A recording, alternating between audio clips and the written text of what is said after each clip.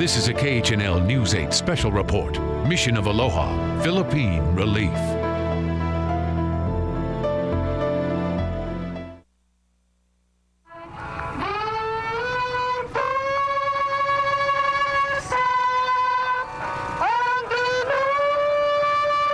They come from all over.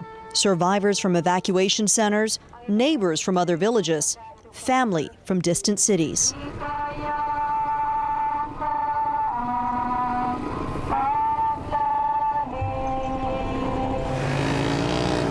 About 100 cars drive in a sad, slow procession to Ginsaogan to pay respects to their friends and relatives who died in the avalanche.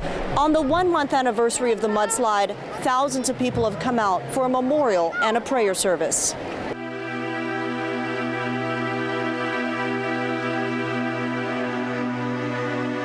The defaced Mount Kanabag was the backdrop. 4 weeks ago, many ran from this site.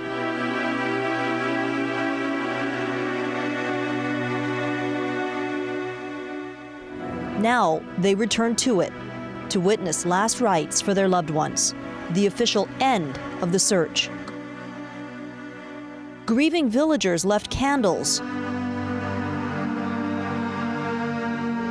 and whispered prayers.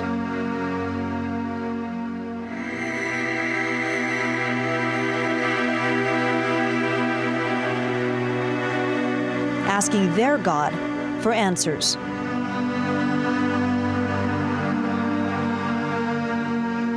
It helped the survivors and then the victims, direct victims, to cope with the tragedy, and it becomes a healing process for them.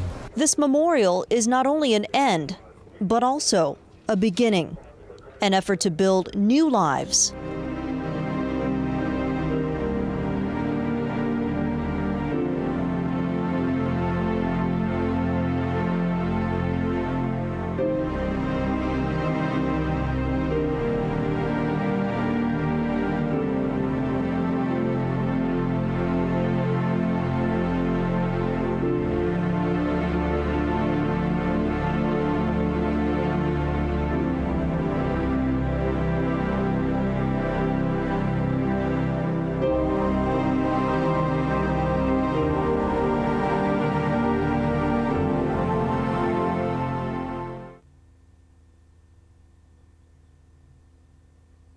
The silence is deafening at Ginsaogan, more than a month after the avalanche slashed an ugly scar down the mountainside.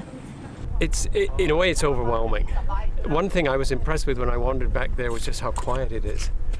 And I wasn't expecting that, but just the size of this landslide, the size of what fell away from the mountainside and the area that's involved down here is just unbelievable. It's certainly more of an impact than I thought. Yes.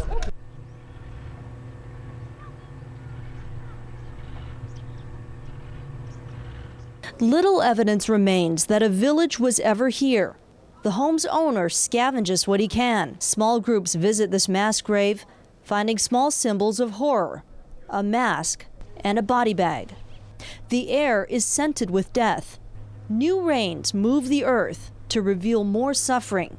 Signs of grieving hopefully give way to closure. Which will one day yield life again.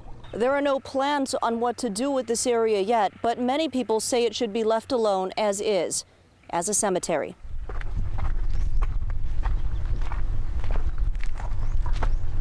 On this day, we met a man who couldn't speak.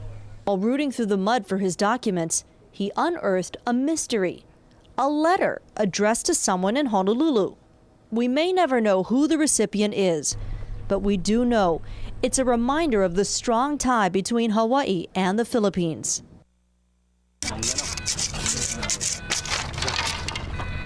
This coconut tree pretty much connect San Bernardino with Hawaii because we have coconut trees in Hawaii. We're planting 2 trees, and I think it's such a fabulous idea to commemorate our visit here and our commitment to this area for the future. It really just says so much. It's just a beautiful way of doing it. The Reverend Alex is going to do a blessing. It's part of this very solemn ceremony. In the midst of death, we have a hope. We have a new beginning. And these two plants signify growth that will come from this earth and rebuild this place. Tear down the plastic. Kung ano yung plastic?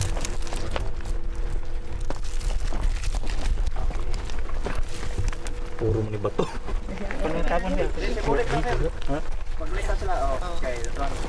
Puro bato.